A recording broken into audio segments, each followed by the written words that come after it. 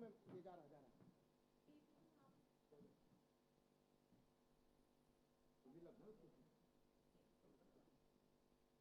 चार लोग ग्लास के नीचे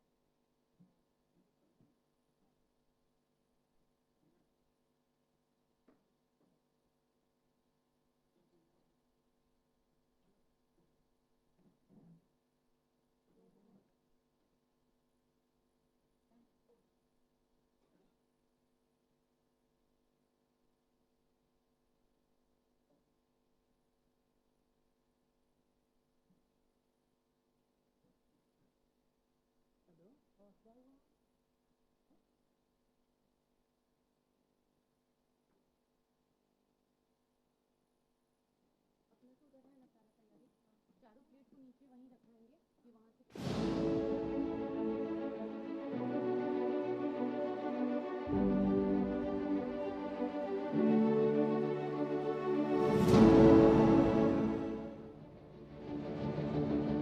Revival of Nalanda. In February 2006, the former Indian President Dr. APJ Abdul Kalam mooted the idea of revival of the ancient seat of learning, the Nalanda University.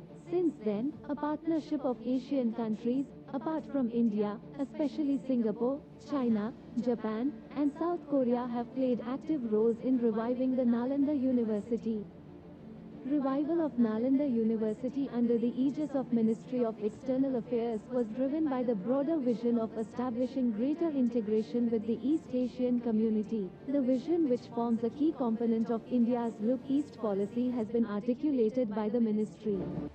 The new Nalanda University campus is a 455-acre green sustainable campus situated in a predominantly agricultural area in the 2.5-kilometer outskirts of the Rajgir town. The land was gifted to the university by the Bihar government under leadership of Shri Nitish Kumar Ji, Honorable Chief Minister, Bihar.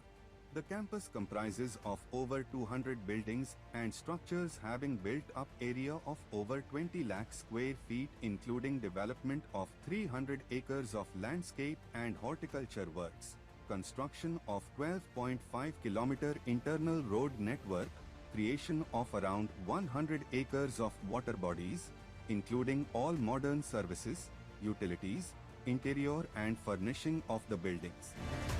The Nalanda University campus is probably the world's largest net zero sustainable green campus. The key sustainability features for developing this net zero campus include net zero energy, net zero water, net zero waste and net zero emission. This hybrid concept featuring renewable energy sources with the indigenous approach and its integration with various innovative technologies shall undoubtedly exemplify rational approaches to construction of other upcoming projects, campuses and community construction models in future.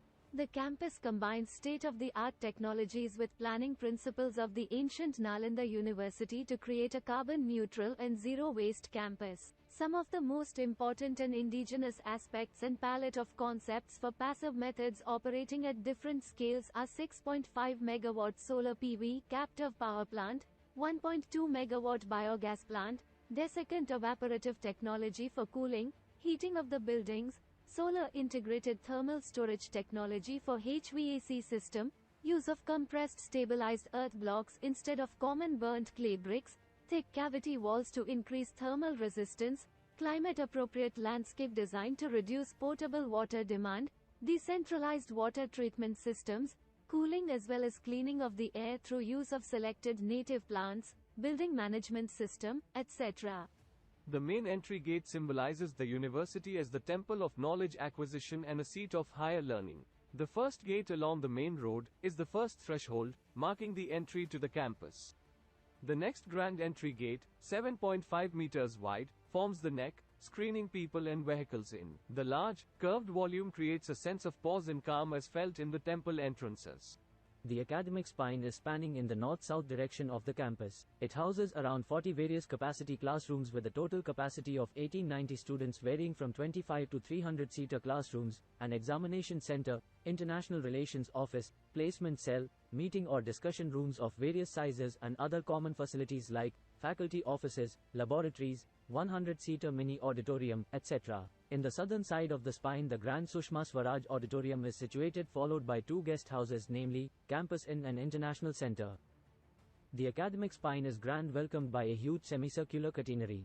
The Grand Amphitheatre, with a capacity of around 2,000 spectators, is situated amidst the center of the Kamal Sagar, the central water body. The amphitheatre has a green room and a dais at its center. The structure is surrounded by the huge water body, which gives the audience sitting in the amphitheatre an extravagant picturesque view featuring the lake in the backdrop. The amphitheatre is surrounded by another circular 11 amenity modules, as seen in the aerial view, for informal discussions, small gatherings, chilling out space, etc.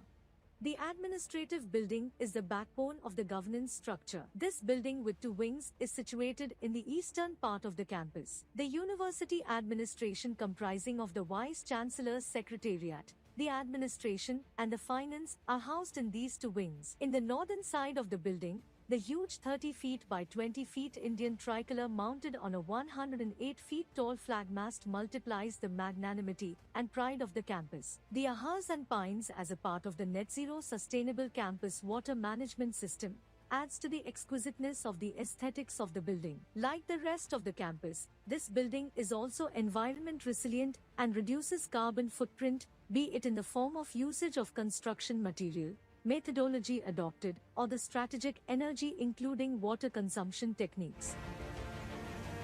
The Nalanda Central Library building is envisioned to provide state-of-the-art facilities for study and multidimensional development of intellect and a locus for collaboration. The building has a built-up area of 17,545 square meters. With more than 3 lakh books volume and over 3,000 user capacity, the huge Nalanda Library building is being built in ground plus 5 floors. The building is shaped as a spherical stupa divided in 4 quadrants with an outer radius of 81 meters at base, and height of the building at crown is 26 meters, which makes it probably the biggest dome in the world. The works for construction of this building is in full swing. In order to fast-track the progress, precast construction methodology has been adopted, wherein the structural member pieces of RCC pre-stressed columns, beams, walls and slabs are cast in the casting yard, transported at the site and erected sequentially floor by floor. Over 75% of the civil works for the building is completed.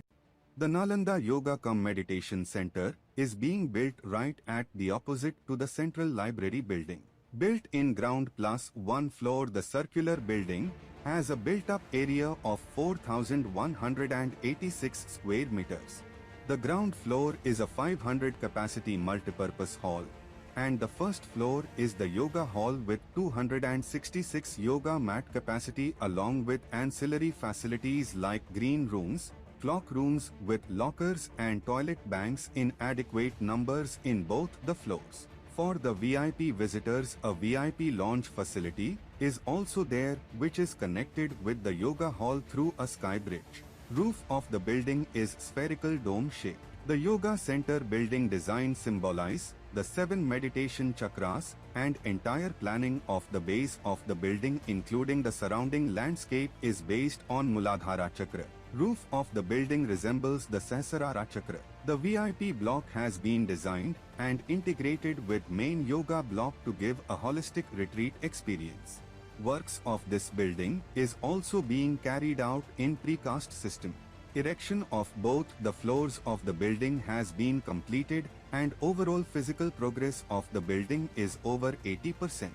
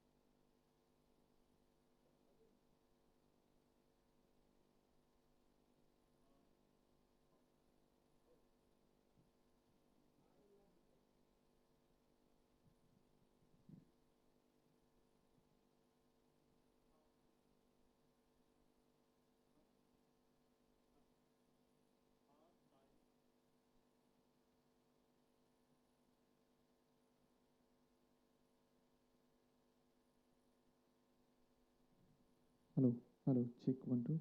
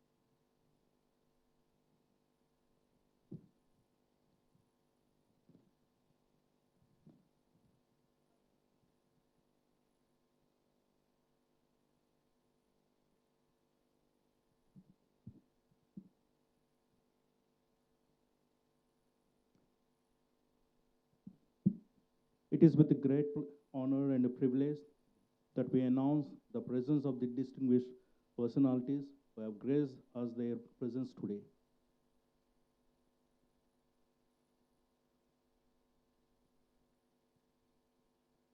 We'll start the function with lighting the lamp.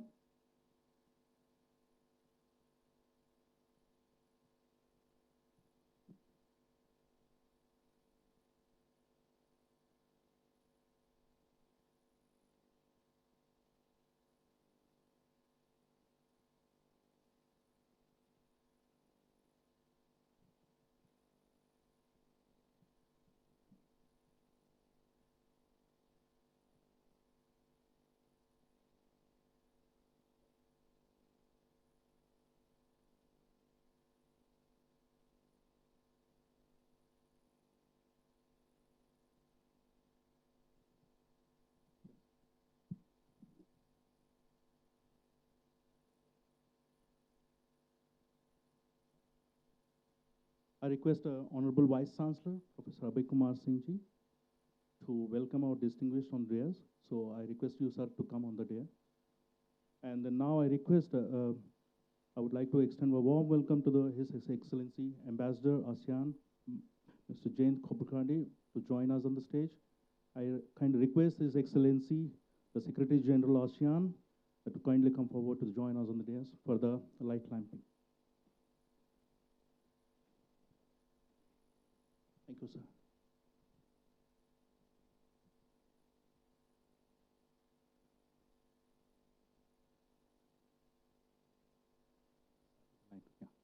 Lamp lighting, sir.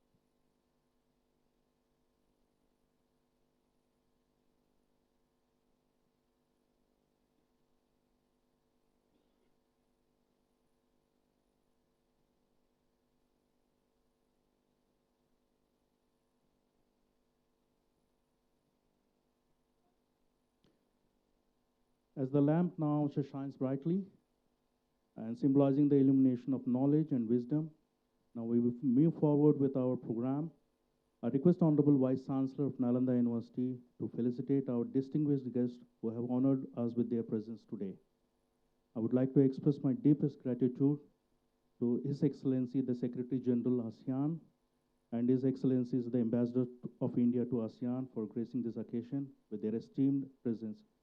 Your unwavering commitment of fostering regional cooperation and diplomacy serves as a beacon of hope, our collective future.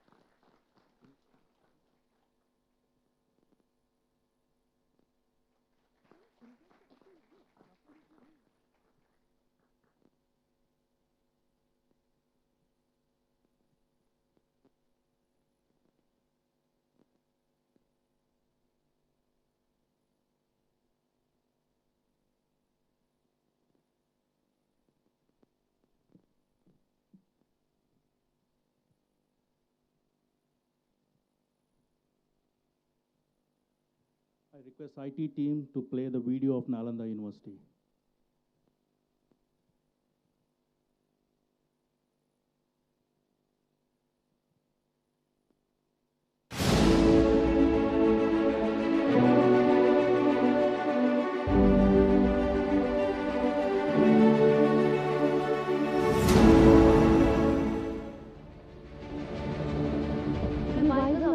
Nalanda. In February 2006, the former Indian President Dr. APJ Abdul Kalam mooted the idea of revival of the ancient seat of learning, the Nalanda University. Since then, a partnership of Asian countries, apart from India, especially Singapore, China, Japan, and South Korea have played active roles in reviving the Nalanda University.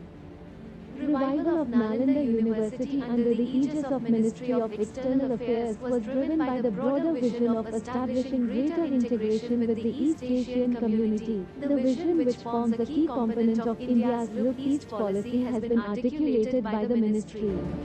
The new Nalanda University campus is a 455-acre green sustainable campus situated in a predominantly agricultural area in the 2.5-kilometer outskirts of the Rajgir town. The land was gifted to the university by the Bihar government under leadership of Shri Nitish Kumarji, Honorable Chief Minister, Bihar. The campus comprises of over 200 buildings and structures having built-up area of over 20 lakh square feet, including development of 300 acres of landscape and horticulture works, construction of 12.5-kilometer internal road network, creation of around 100 acres of water bodies, including all modern services, utilities, interior and furnishing of the buildings. The Nalanda University campus is probably the world's largest net zero sustainable green campus. The key sustainability features for developing this net zero campus include net zero energy, net zero water, net zero waste and net zero emission. This hybrid concept featuring renewable energy sources with the indigenous approach in its integration with various innovative technologies shall undoubtedly exemplify rational approaches to construction of other upcoming projects, campuses and community construction models in future. The campus combines state-of-the-art technologies with planning principles of the ancient Nalanda University to create a carbon-neutral and zero-waste campus. Some of the most important and indigenous aspects and palette of concepts for passive methods operating at different scales are 6.5 megawatt solar PV captive power plant, 1.2 megawatt biogas plant, desiccant evaporative technology for cooling, heating of the buildings, solar integrated thermal storage technology for HVAC system, use of compressed stabilized earth blocks instead of common burnt clay bricks, thick cavity walls to increase thermal resistance, climate-appropriate landscape design to reduce potable water demand, decentralized water treatment systems, cooling as well as cleaning of the air through use of selected native plants, building management system, etc. The main entry gate symbolizes the university as the temple of knowledge acquisition and a seat of higher learning. The first gate along the main road is the first threshold, marking the entry to the campus. The next grand entry gate, 7.5 meters wide, forms the neck, screening people and vehicles in. The large, curved volume creates a sense of pause and calm as felt in the temple entrances. The academic spine is spanning in the north-south direction of the campus. It houses around 40 various capacity classrooms with a total capacity of 1890 students varying from 25 to 300-seater classrooms, an examination center, international relations office, placement cell, meeting or discussion rooms of various sizes and other common facilities like faculty offices, laboratories, 100-seater mini auditorium, etc. In the southern side of the spine, the Grand Sushma Swaraj Auditorium is situated, followed by two guest houses, namely Campus Inn and International Center. The academic spine is grand, welcomed by a huge semicircular catenary. The Grand Amphitheatre, with a capacity of around 2,000 spectators, is situated amidst the center of the Kamal Sagar, the central water body. The amphitheatre has a green room and a dais at its center. The structure is surrounded by the huge water body, which gives the audience sitting in the amphitheatre an extravagant picturesque view featuring the lake in the backdrop. The amphitheatre is surrounded by another circular 11 amenity modules, as seen in the aerial view, for informal discussions, small gatherings, chilling out space, etc. The administrative building is the backbone of the governance structure. This building with two wings is situated in the eastern part of the campus. The university administration, comprising of the Vice-Chancellor's Secretariat, the administration and the finance, are housed in these two wings. In the northern side of the building, The huge 30 feet by 20 feet Indian tricolor mounted on a 108 feet tall flag mast multiplies the magnanimity and pride of the campus. The ahas and pines, as a part of the net zero sustainable campus water management system, adds to the exquisiteness of the aesthetics of the building. Like the rest of the campus, this building is also environment resilient and reduces carbon footprint, be it in the form of usage of construction material, methodology adopted, or the strategic energy including water consumption techniques. The Nalanda Central Library building is envisioned to provide state-of-the-art facilities for study and multidimensional development of intellect and a locus for collaboration. The building has a built-up area of 17,545 square meters.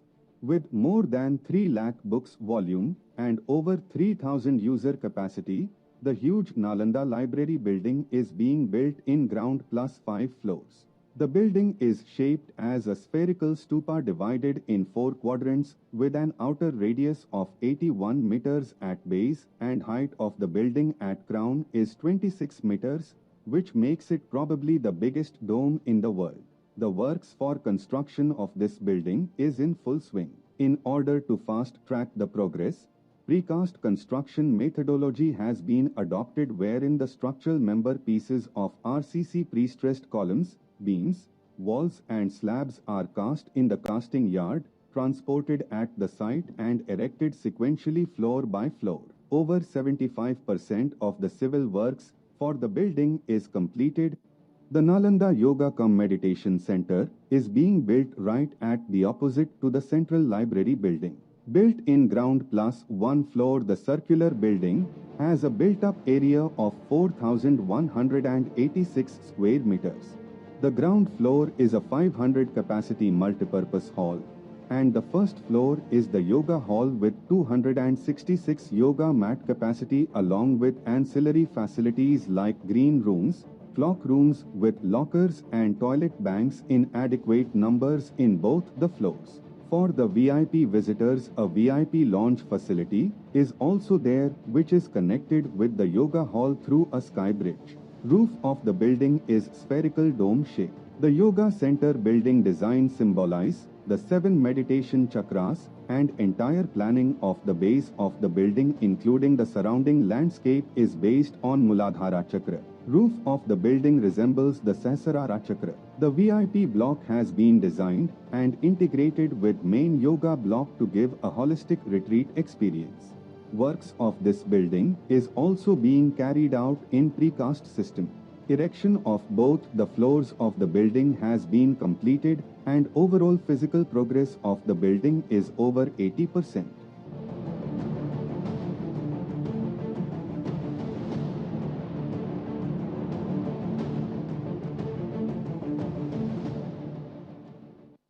Thank you.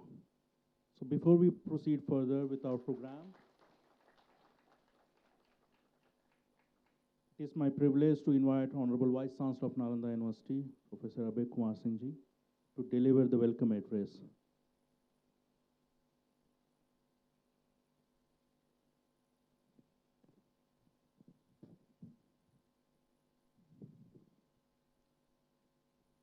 Namaskar. It's a pleasure to welcome Excellency Dr. Hourn, Secretary General of the ASEAN, our Honorable Ambassador to ASEAN,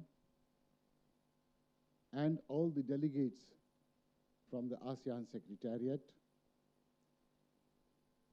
This morning, on behalf of everyone present here from the Nalanda University, the faculty, the students, the staff,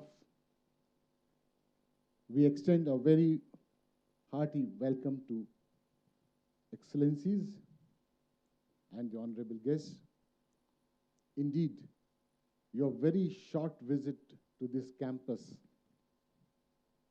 we wish it was extended for more time, yet it has been a big inspiration and a moment of pleasure for all of us.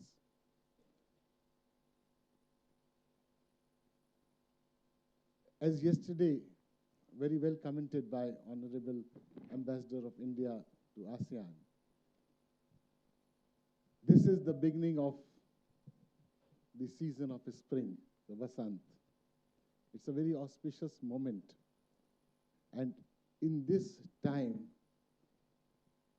your visit coincides with the advent of spring. We foresee that the academic relations between Nalanda University and the institutions, the faculty and the students of the ASEAN member states would certainly bloom. And under your astute leadership, Your Excellency, I'm sure that we will get the fruitful results out of it. I see that both ends, we are engaged in certain very serious business. Your Excellency has big responsibilities. And one of the responsibility is regional cooperation and regional peace, and also spreading the message of peace across the world. ASEAN and India together, if my estimate is correct, it is more than 1.8 billion people. And we have a big share in the GDP of the world. But what we see from Nalanda is that it is the human relationships and the human attitudes where we can come out to help, contribute as little as we are able to do to your great work. The conflicts in the human race have originated from the human minds. And in a campus like Nalanda, we see that it is the mindset which we are addressing and trying to transform. The world has become too competitive, but we are working on the lines of cooperation.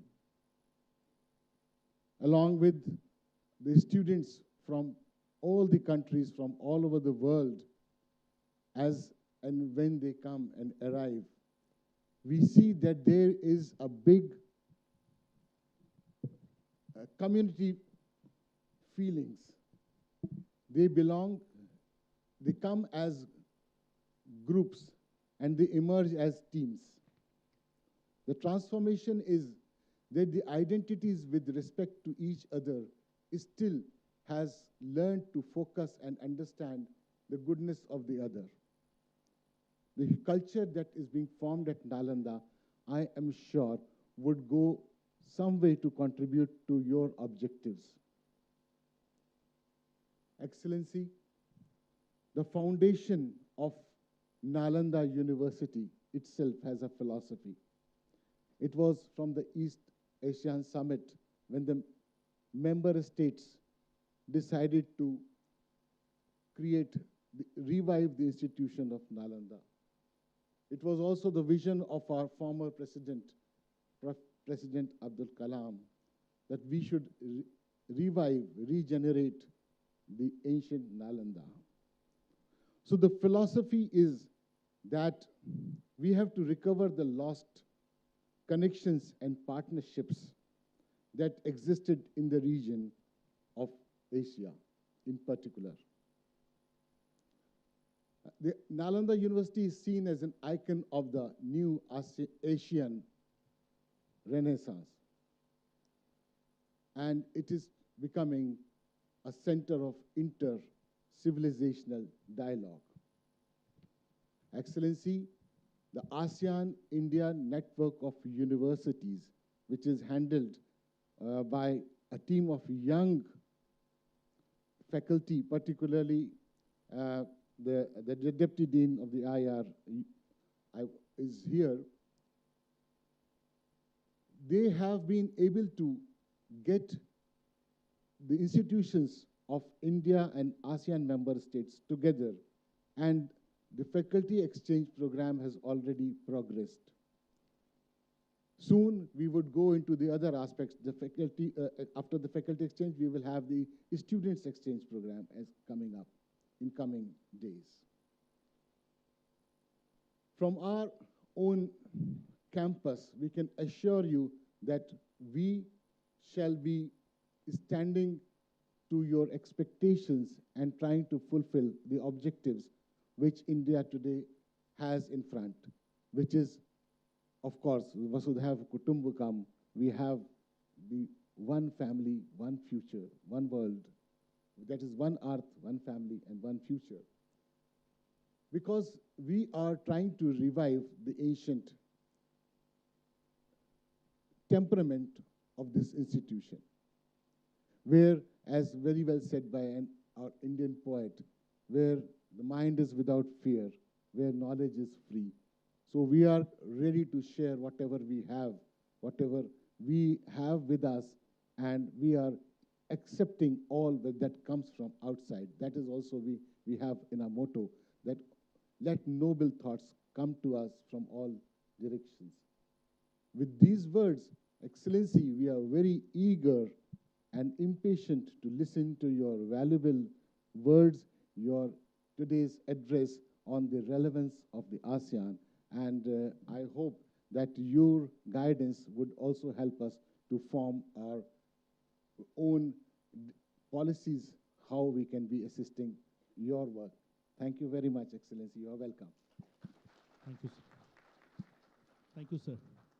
As the leader of our esteemed institution, you are playing a pivotal role in guiding us towards excellence and fostering the culture of collaboration and innovation. So now it's an honor to receive a special address from distinguished diplomat whose insights and perspective are invaluable to our gathering. I'm delighted to introduce His Excellency, the Ambassador of India to ASEAN, Mr. Jayant Khobrgade, with a wealth of diplomatic experience and a deep understanding of regional affairs. He was a diplomat at the Indian embassies at Russia, Kazakhstan, Spain, and then he was an ambassador to the Kyrgyzstan. At MEA, he served as a joint secretary at the West African Division, joint secretary at Department of Atomic Energy. His Excellency has been a steadfast advocate of a cooperation and collaboration within the ASEAN region. Please join me in extending a warm welcome to His Excellency Ambassador of India to ASEAN.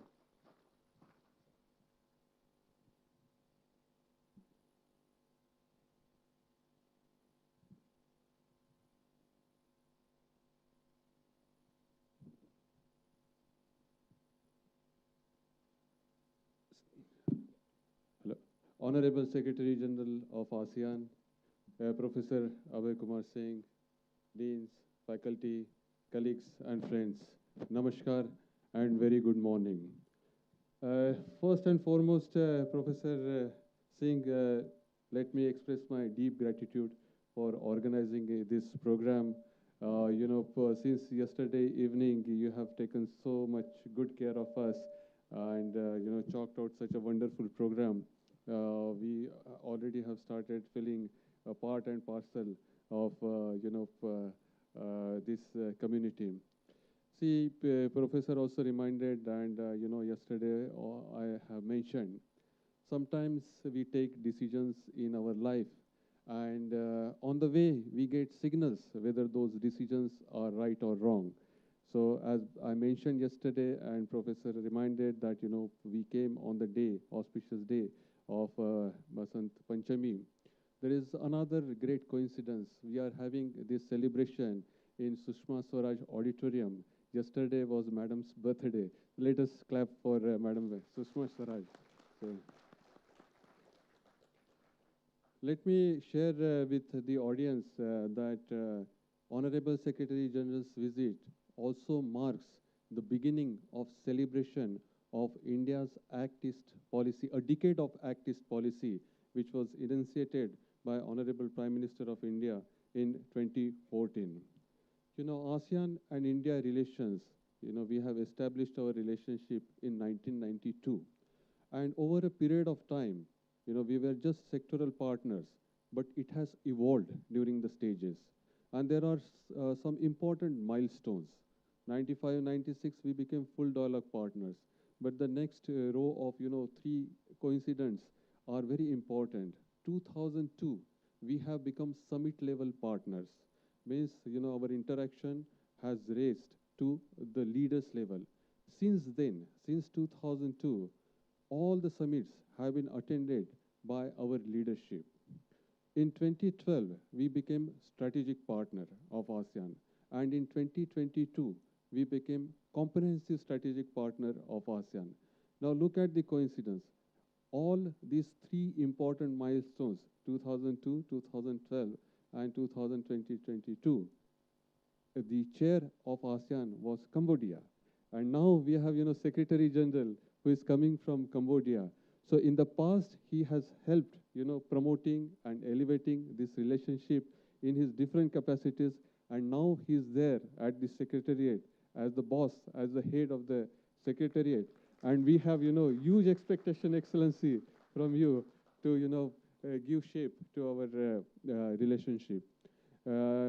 Professor has already mentioned about a few programs, ASEAN-India Network of University, and there's a master's program, and then there's also doctoral fellowships which are offered. And I'm told that for master's programs, there is a huge response. We at the mission in Jakarta, we sit in a building and then just, see at the papers and, see that, how many scholarships, how much funding is required, how do we organize these visits, etc. But to see, that resulting into actual, people coming here, students coming here, I think there can't be, a bigger pleasure than seeing, what we have thought of, in the past. Let me give some facts about ASEAN and India relationship, because what happens that, for neighboring states, like, we have 1,700-kilometer border with Myanmar, which is a member of ASEAN. So we are actually, India and ASEAN, we are neighbors, both by land and maritime. We are actual neighbors. It's not even extended neighborhood. It is our neighborhood. So what happens that we take some things for granted, but let me tell you some figures, Like last financial year, ASEAN was India's second largest trading partner, with our trade being $131 billion. Singapore is one of the most financial institutional hub, and therefore a lot of investment is being routed through Singapore. In fact, we are getting, through Singapore and thus through ASEAN, almost 20% of India's cumulative foreign direct investment. There is a lot of interest in traveling to ASEAN. Around 15 to 20% of India's outbound tourists, they travel to ASEAN, and in first 15 countries, 3 of the ASEAN member states, they come as a part of, visiting India. Also, our trade in services is also impressive. So these are some figures, So if you look at all these figures, you can see that a lot of energies of India are concentrated on the ASEAN region. And thus, when we say, when we talk about our commitment to ASEAN centrality, it's not only in terms of policy terms, but it's also in terms of our concentration of energies. Now, since, all of you are students, let me mention, 2, 3 things. As all of you know, that Honorable Prime Minister of India, he calls that period up to 2047, that when we complete 100 years of our independence, he calls it as Amrit Kal. And all basically Amrit Kal means, at that time, India should become a developed nation. We are already on the path of that. You can see, you can feel it here as well. And all those are involved, all those are going to take, this is basically, youngsters like you. So who will take this to, that achieving that objective? So I call them as like Amrit Kal generation. And, we also believe in Sabka Saath, Sabka Vishwas, that, we grow together. And our leadership is also talking about being Vishwamitra, friend of, like global friend, and Vishwabandhu, brother of friend. So all of you will also, like we will together grow, we will together, mark towards that particular objective, not only for India, but also for, the ASEAN member states and for the global south and, the broader world. All of you also know that, You take, whether it is Google or whether it is Microsoft, or YouTube. All those CEOs, they have done, their basic education and even, their undergraduate courses in India. Then they went abroad and established. What do I want to say? That, every individual's life on this earth now is being touched through these mechanisms, through these Googles and YouTubes, by the Indian education system at the end of the day, because their foundation has taken place here. And I believe that, the way you are studying here, the atmosphere in which you are studying, the subjects, which you are dealing with, whether it is, Buddhism, Hinduism, history, sustainable development, management, etc. You are also going to touch lives of a lot of people. So I wish you all the success in that. And last point, yesterday when Honorable Secretary General had a meeting with India's Honorable Minister for Education, so Minister said, underlined one fact, that the new education policy of India is, it has two aspects, and one of the important aspects is decolonization of education, which means that, we take out the burden of the colonial rulers, go back to our roots, go back to our shared history. So in that context also, I think what's happening in Nalanda is really a remarkable thing. Professor Abhay Kumar Singh already has said that the effort is to revive what had happened, hundreds and thousands of years back, and it's a great privilege for us to be a small part of that. Thank you so much. Thank you, sir. We are truly honored to have had the privilege of hearing from you today. And thank you for sharing your wisdom with us. Now it is a distinct honor and privilege to welcome a distinguished leader whose visionary guidance has played a pivotal role in shaping the future of the ASEAN community. I'm delighted to introduce His Excellency, the Secretary General of ASEAN, Dr. Hourn. Dr. Hourn has an extensive background in public service, having served 2 terms as a minister delegate attached to the Prime Minister of Kingdom of Cambodia and 2 terms of Secretary of State in Cambodia, Minister of Foreign Affairs and International Cooperation. Dr. Kao also holds a positions as a senior fellow as a Jeffrey Shepp Institute of on Southeast Asia and a member of a Global Council of the ASEAN Society. His Excellency played a pivotal role in establishing the University of Cambodia in 2003. During his tenure as a president, the leading to become one of the premier universities in Cambodia. Additionally, he has been instrumental in founding of the think tanks, the Asia Economic Forum and the Asia Face Development Alliance. Thank you. Thank you very much, Mr. MC, for the kind introduction. I want to start by acknowledging Mr. Vice Chancellor, Professor Abhay Kumar Singh, Ambassador Jayan Kubatan, Ambassador of Republic of India to ASEAN, distinguished deans, members of faculty of this great university, Nalanda University, professors, of course, young intellectuals. It is indeed a great honor for me to be at this university. As I watched the video clip at the beginning of the program, I could remember the decision by the leaders of the 12th East Asia Summit when they agree with the initiative of India on the revitalization of Nalanda University. And I think this is one of the historic decisions that was made by the East Asia Summit leaders. I want to put on record my sincere appreciation, first of all, to the Ministry of External Affairs of the Republic of India for the kind invitation, particularly the Minister of External Affairs. Also, I want to extend my appreciation to the mission of India to ASEAN, particularly Ambassador Ayan, for all the arrangements. I also want to thank Nalanda University for the kind hospitalities and the excellent arrangements. I think yesterday was a marvelous experience.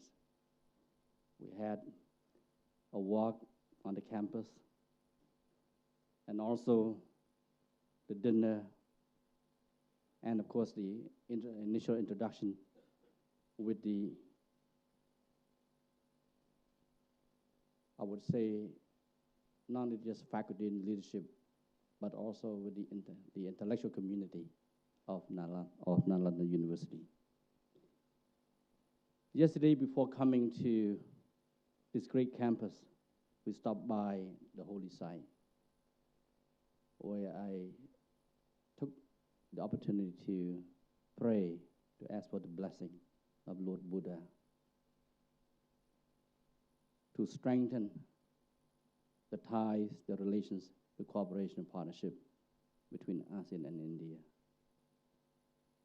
We have now what is called the Comprehensive Strategic Partnership, which is the highest level of our partnership, which started back since 1992, when we just had the sectoral dialogue partnership, and then it was promoted to full dialogue partnership, and move up to strategic partnership, and then finally to the comprehensive strategic partnership. Of course, you may ask, what does it really mean? Essentially, it means that we work together on all sectors of cooperation through all the existing mechanisms of our relations.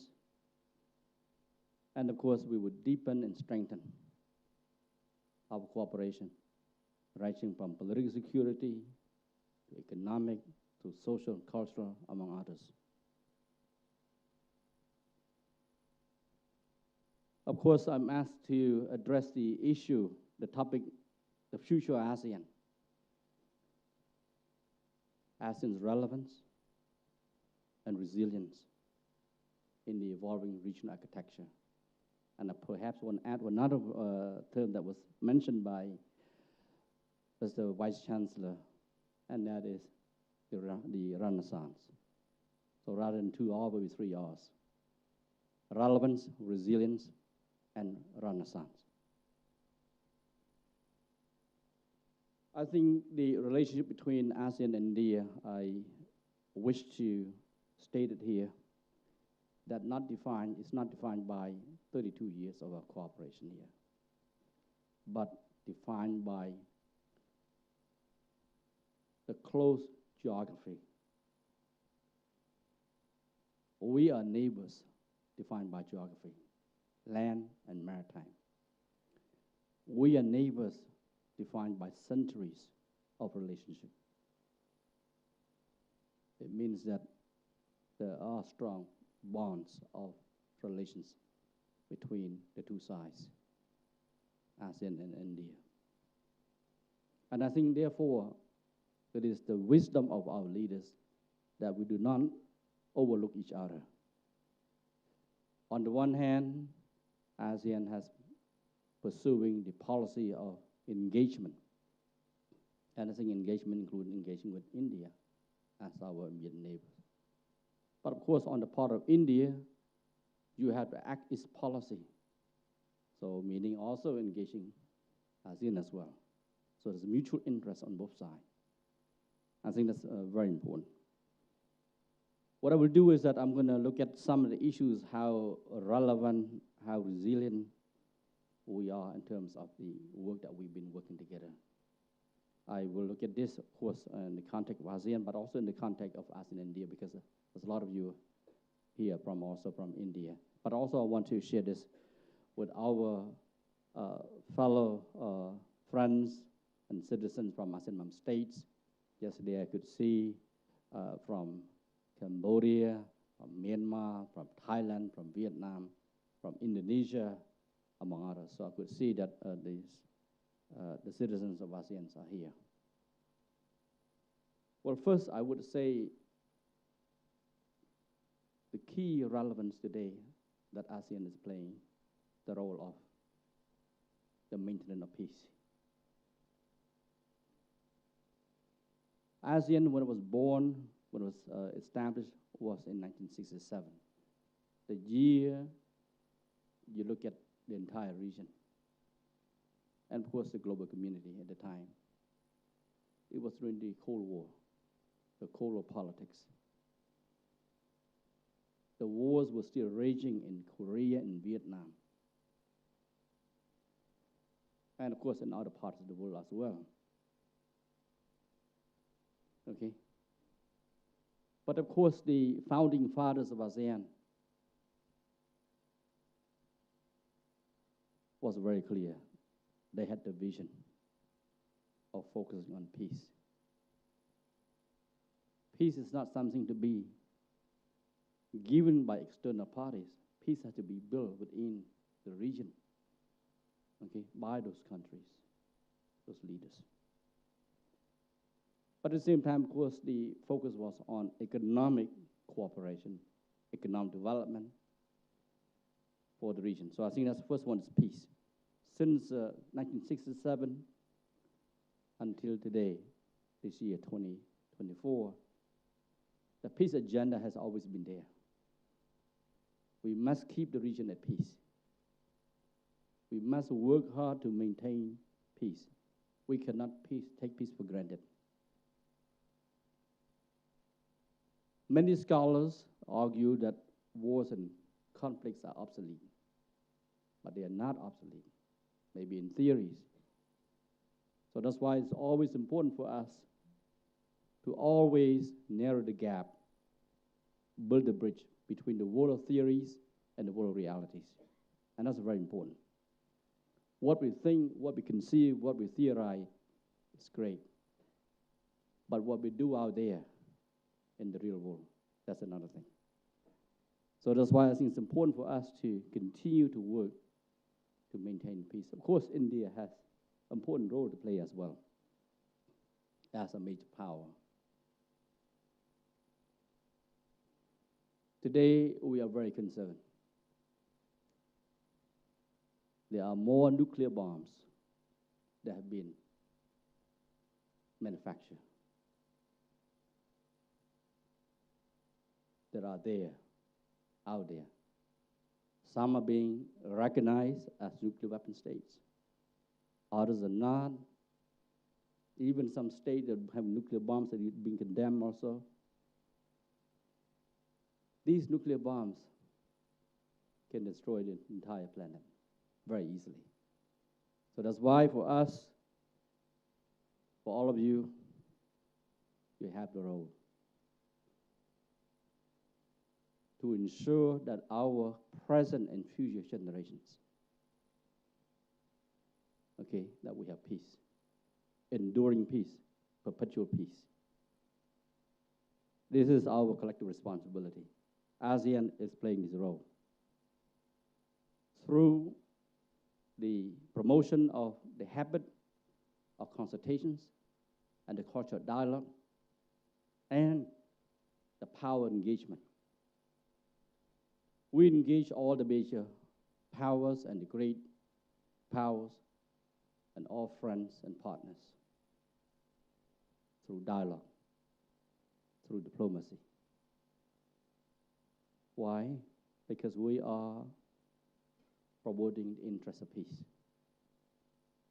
We have seen a lot of wars already in the past, even to today. I think it's enough to have wars and conflict. And that's why we hope the United Nations also will play its role, a critical role, to preserve and maintain peace in all parts of the world. Second, of course, I want to talk about is prosperity.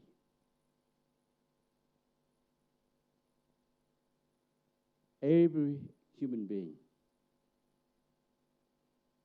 should be able to enjoy the economic prosperity that we have seen in the world today. There's so much economic development. But look at poverty reduction that has been making a lot of progress. Here also in India. I think India has made a lot of tremendous progress. In ASEAN, in China, across the world. We've seen since the end of the Cold War until today, poverty has been reduced significantly. But you can imagine, if we do not devote a lot of resources to invest in arms race, arms build-up, all those resources that we would invested in economic development and prosperity, building this prosperity agenda, it would be amazing. But we cannot take prosperity for granted either. As we know, that prosperity could be wiped out in just a matter of days, weeks, or months. The Asian financial crisis back in 1987, a lot of people who woke up the next day, what they have been saving was gone. The pandemic also could wipe out all your savings because you lost a job, because you're losing jobs, so you have to spend everything on health, for example, war, and conflict in Ukraine and Gaza.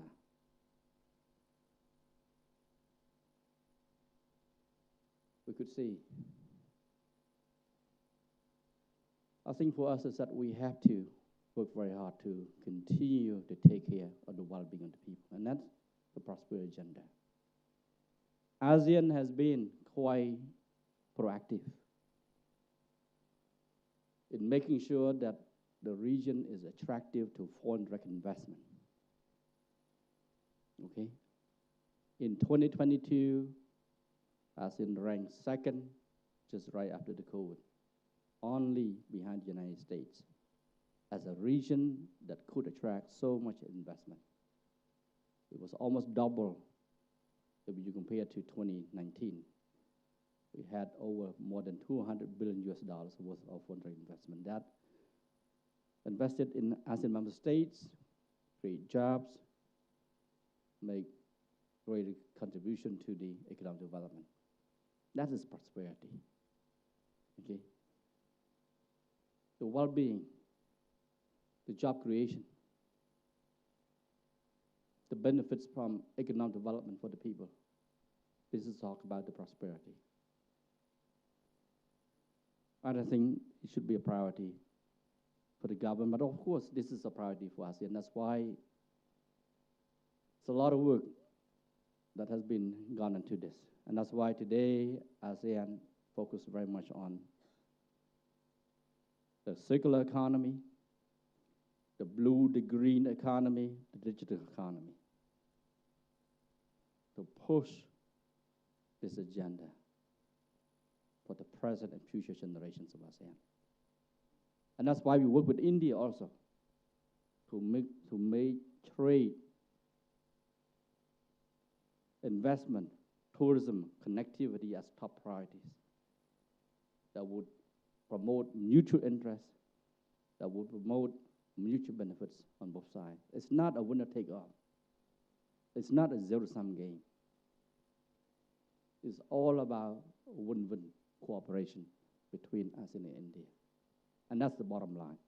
I think that's what we want to see, and that's what we have, the bilateral FTA between ASEAN and India. And I think we should continue to work together even more closely.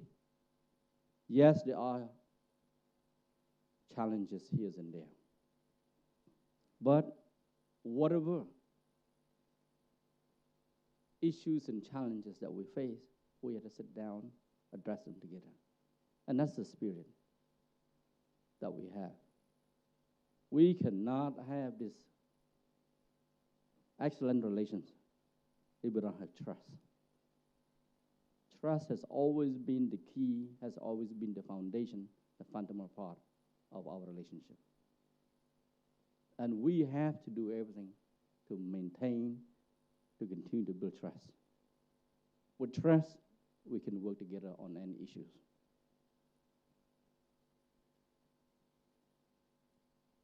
Another issue, of course, we all experience, particularly during this generation, and that is what we see, the climate change, right? It's not something we just talk about or theorize. It's real. The impacts here affect all of us around the world. Okay, whether severe floods, severe droughts, right? Severe storms, they become much more destructive than ever before, causing lives and causing damages to infrastructure, and certainly, of course, to the economic vitalities.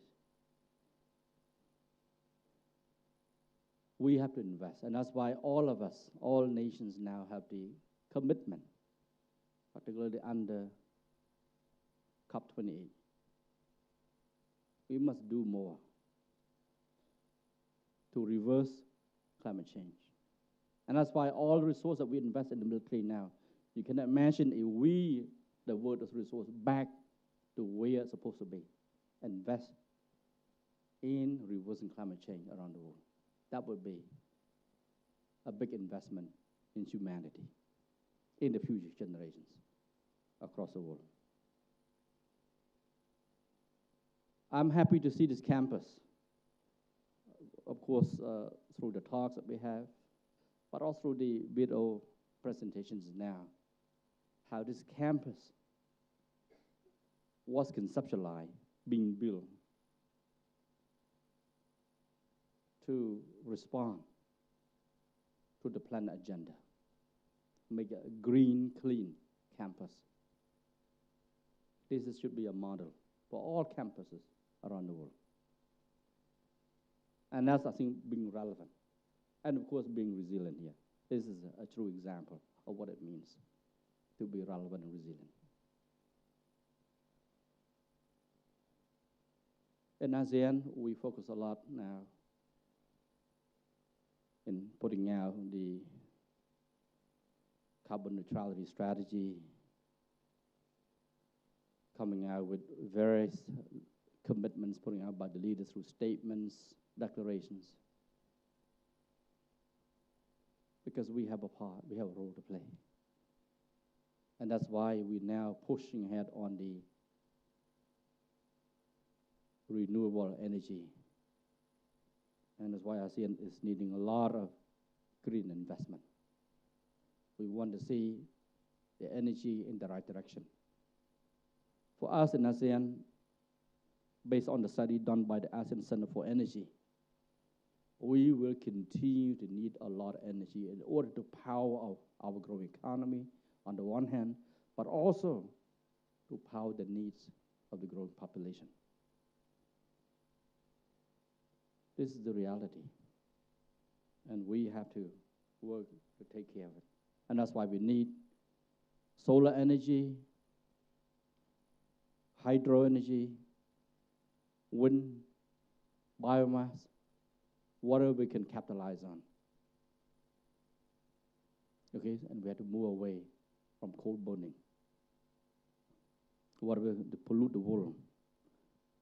Okay, we have to work to reduce, and that is our present, the responsibility and obligations of the present generation. I'm happy to say that Nalanda University has become even more relevant here. The work here is basically investing in the people, investing in the future scholars, the intellectuals. We have to thank and put on record our appreciation to the government of India for providing more than 100 scholarships for our young scholars and intellectuals to come here to study. Okay? And that's important. And that is investing in the future and make it relevant to the people. What I'm trying to say here is that we must do more to invest in our people. Our people must be better trained, better educated, have better skills, digital skills. They had to become healthier. And that's important. But also, there will be a strong moral rearmament. I think this is where this university has a role to play. When I visited the ruins, the ancient ruins of Nalanda, I was inspired and impressed by the work, by the spirit that the people in India is taking care of. You might say those are ruins, are stones, they are irrelevant. No, they are not just stones. They are the living stones with thousands, with many years and decades or centuries of history, living history. Their lives and souls, you can argue. The spirit. I walked through the ruins, I could see the positive vibration, the positive energy that inspire all of us. I hope all of us, at least inspire me. And that is what you have been doing, is to make it relevant to the present and future generations.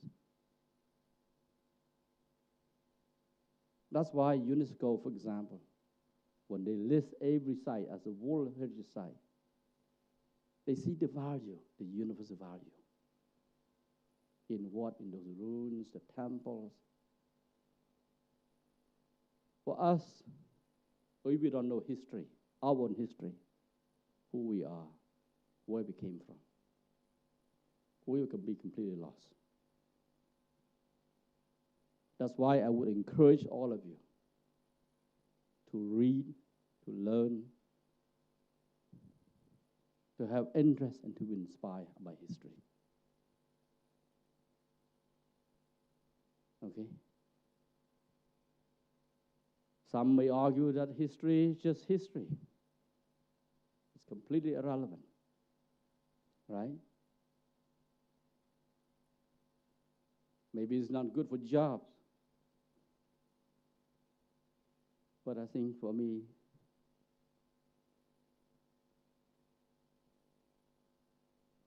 there's a lot of relevance from the history.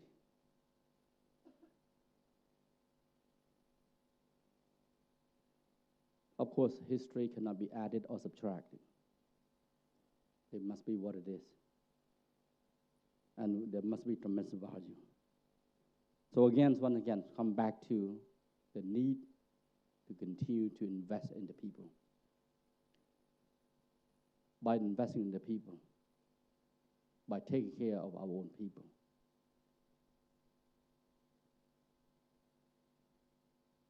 then we can say long-term sustainability can be guaranteed.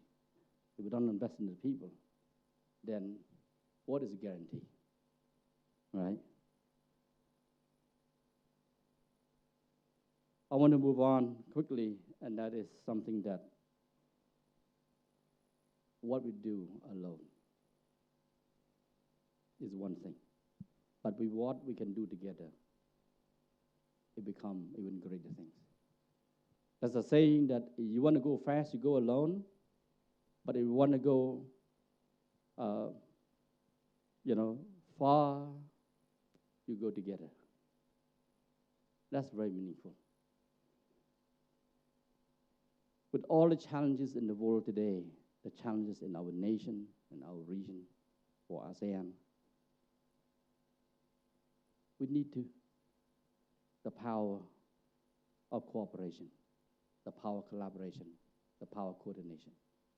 We need coordination, we need collaboration, and we need cooperation.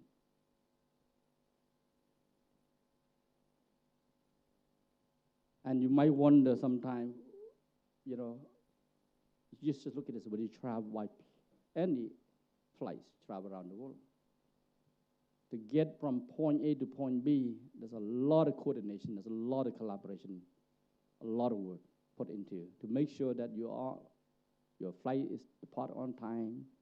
Your luggage will be arrived at defined destination. You are off. Your flight is safe and secure.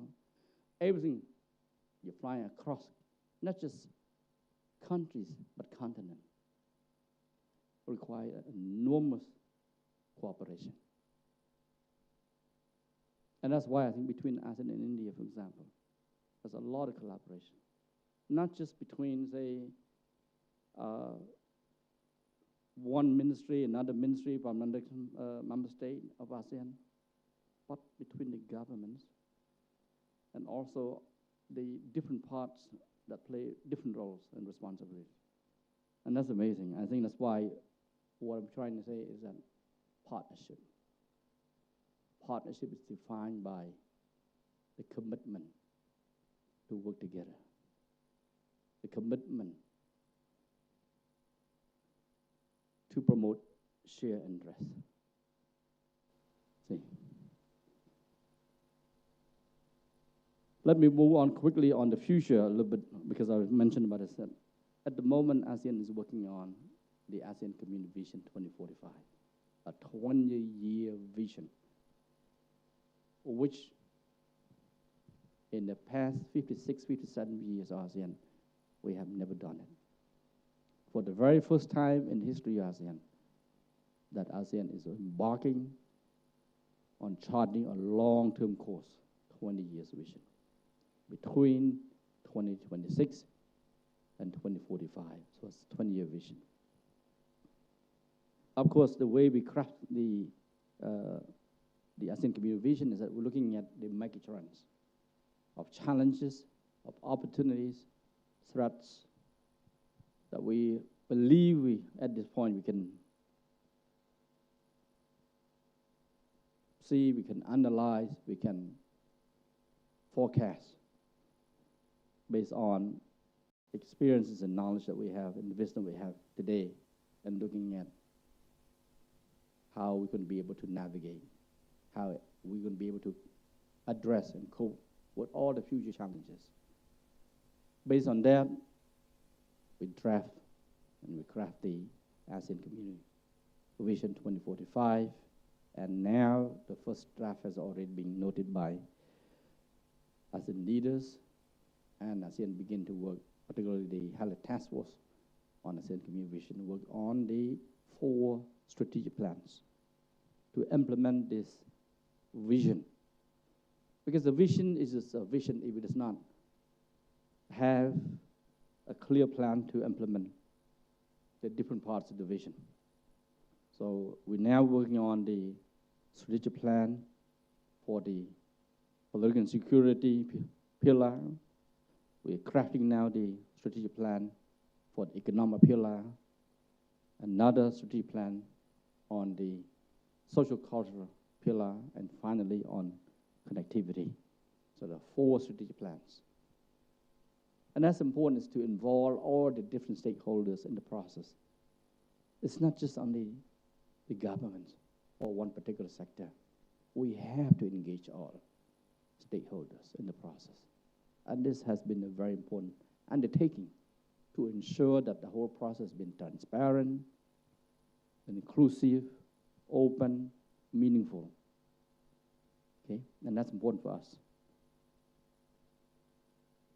I want to say that this vision, 20-year vision, community vision, and the 4 strategic plans, we have to also work with our partners, include our partner, India.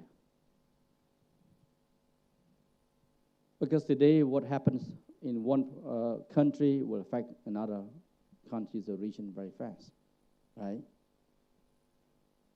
Very easily. So for us, is that these 20-year vision and the 4 strategic plans that we are working on is to show not only on our own people, but also the different stakeholders, but also our external partners, that what we are doing is being very transparent. And that's how ASEAN has been always engaging our partners, through our principle of transparency, inclusivity, and openness. These principles have been able to take ASEAN where it is, make ASEAN completely relevant.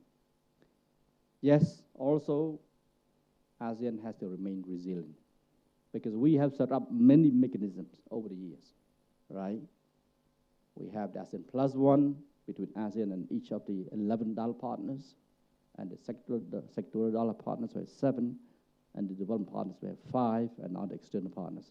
So we have to make sure that they are relevant to our partners. So our mechanism has to be resilient, meaning we continue to review, okay, to revise, to innovate, to innovate, to make sure that they are relevant to ourselves, but also to our partners. Okay, like for example, at the ASEAN Regional Forum, ARF, it has been there for 30 years now. So we have to look at how we can re-energize, okay, to make it resilient, okay, to make it continue to be functional, and of course, add meanings and substance. And that's important for us. The same thing with East Asia Summit, okay? And I want to quote, I want to borrow the words, what His Excellency, Minister of External Affairs, said during our Balar meeting. Is the only game in town in the Indo-Pacific. You see? So that's a very powerful statement. Okay. And then, of course, we also have the ASEAN Defense Ministers, ASEAN Defense Minister Plus. We will engage with our external partners. Now, of course, we had the first informal dialogue between ASEAN Defense Ministers and the Defense Minister of India. And we're now working on, we hope, our chair, ASEAN chair this year, La Pidor, with, of course, the consensus of some member state, have the second one. Okay, and that's make it relevant in the defense sectors in terms of cooperation. So, Mr. Vice Chancellor, I can go on. There's so many things, but what I'm going to do is that I'm going to provide some snapshot here, and I want to say that then we have more time for interaction. But I can say that the future of ASEAN will not only work on its own, we will work with our key important partners like India. We are neighbors, and it's important for us. We have no choice. We cannot choose our own neighbors. We can choose friends, but cannot choose neighbors. All right? We cannot pack up and leave, you know. This is the reality. We have to learn to work and, of course, to support each other in the short, medium, and long-term basis. With that, thank you very much, and I see a good morning, right, to all of you. Thank you very much. Thank you, Your Excellency. On behalf of Nalanda University, I extend our deepest gratitude to gracing us with our presence and delivering the enlightening keynote address. Your insights into strategic environment, the future of ASEAN, and maintaining the peace, economic development and cooperation, and collective responsibility to reduce the fossils, have provided us with an invaluable perspective for ASEAN-India cooperation. Your dedication to fostering the cooperation and the development within the ASEAN community is truly commendable, sir. And your words have inspired us to strive for gathered collaboration and progress. So we have few questions, if you allow me, just like Niles. So I'll just ask, like, you know, there are students have shared few questions with me. So one is Subhajit from the School of Ecology and Environment Studies. He is asking, how does ASEAN deal with the huge diversity, where the language and food, religion, etc., in the region?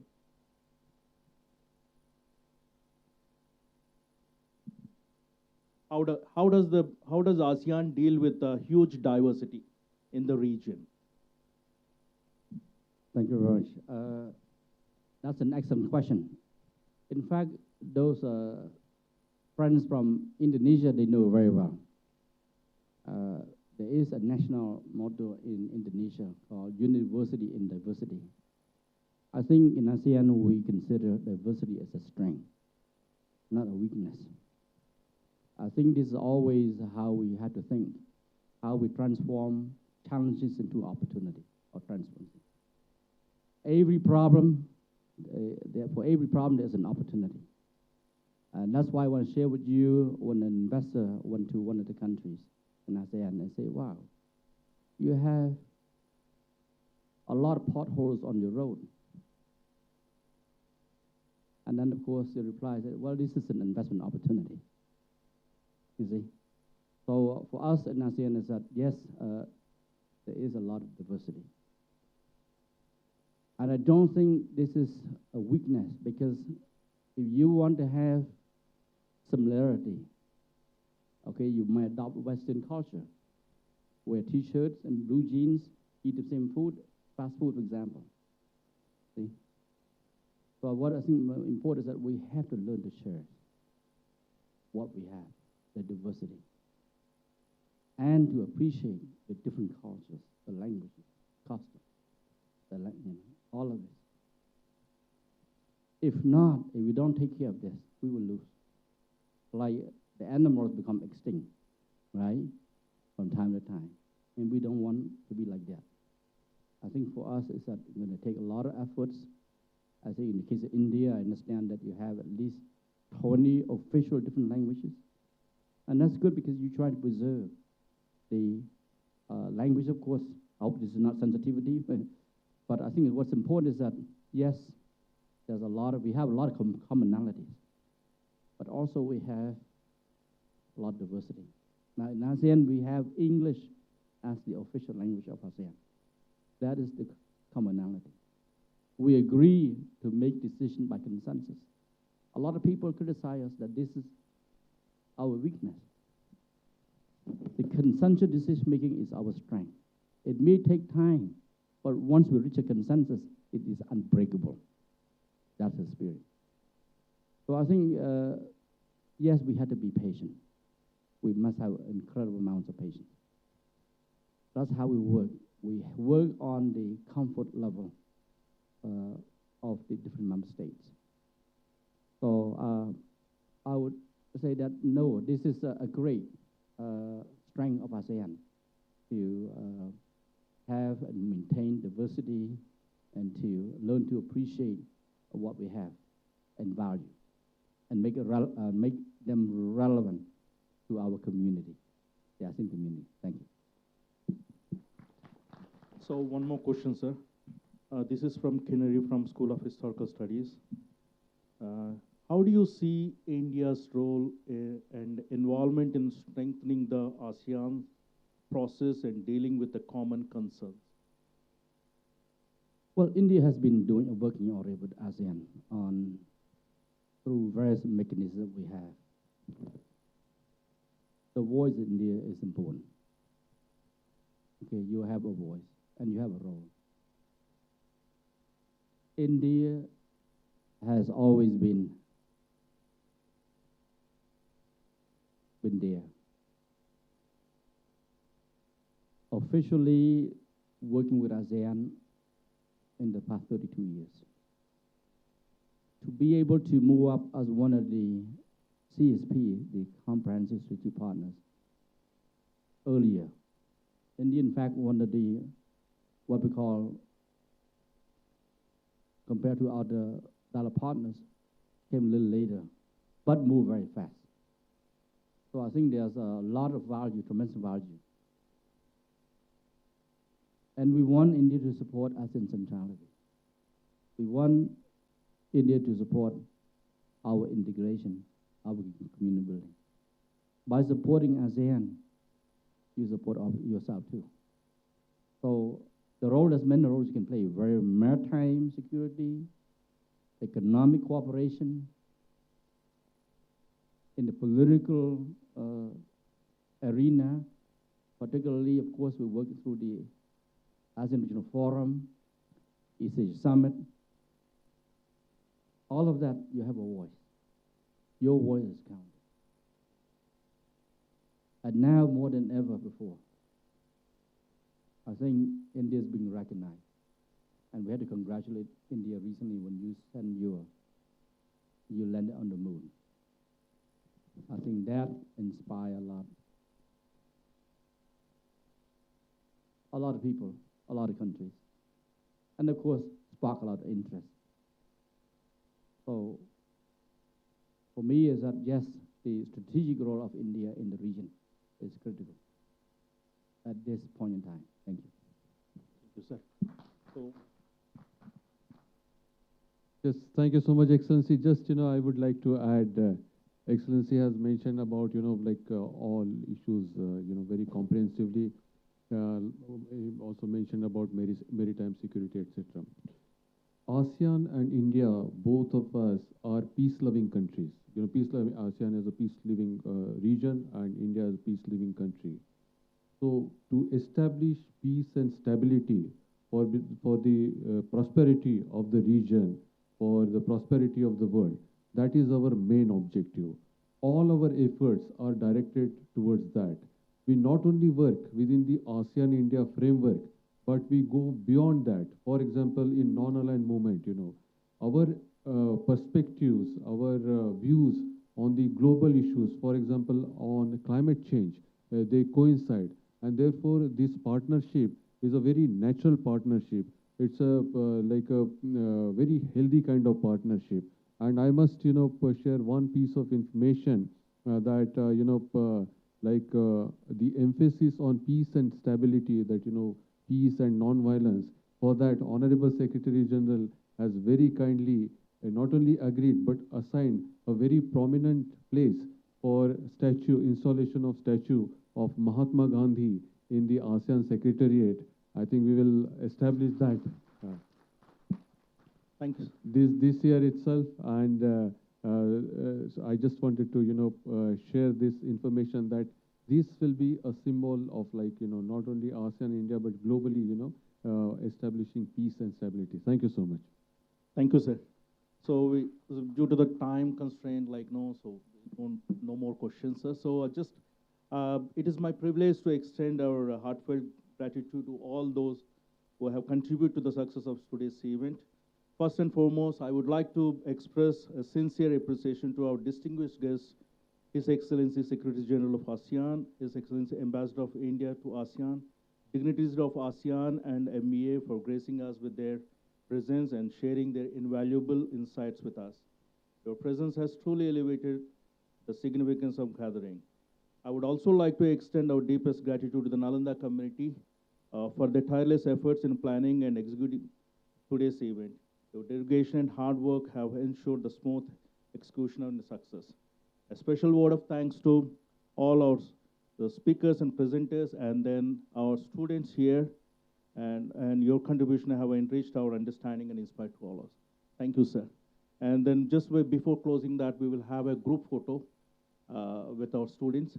And then also, this is the Nalanda tradition, so I present Angavas to our distinguished guests. So I request our deans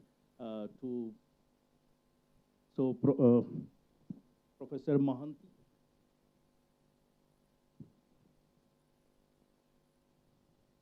I kindly request Professor Mahanti, Dean of School of Language and Studies, to felicitate Mr. Bala Kumar, Director, External Relations, Directorate, ASEAN Political Security Community and Department. Now I invite Professor Mishra, Dean of School of Buddhist Studies, Philosophy and Comparative Religion, to felicitate our esteemed guest, Mr. Dara Lox, Director, Executive Support Division, Office of the Secretary General of ASEAN. Now I call upon Professor Narula, Dean, School of Management Studies, to extend a token of appreciation to our distinguished guest, Mrs. Desi Hanara, Senior Officer, External Relations Division, Ms. Amalia Serrano, Senior Officer, Education, Youth and Sports Divisions, ASEAN Socio-Cultural Community Department. Now I request Professor Knight, Dean, School of Ecology and Environment Studies, to felicitate our distinguished guest, Mr. Akmal Aji, Senior Officer, Executive Support Division, Office of the Secretary General of ASEAN.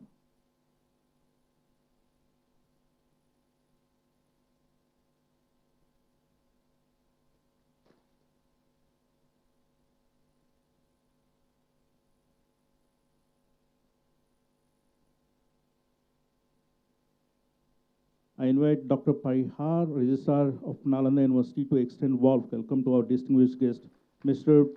Pedicris Hourn, CO, Senior Officer, Food, Agriculture and Forestry Division, ASEAN Economic Community Development.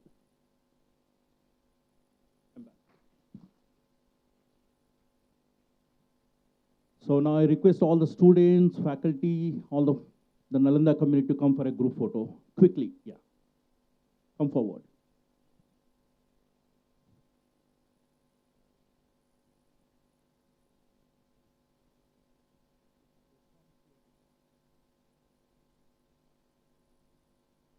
That way, other way around? Okay, all of us just stand out their places, and then we'll stand here, and then distinguished guests will stand on here. We'll take a picture from the podium.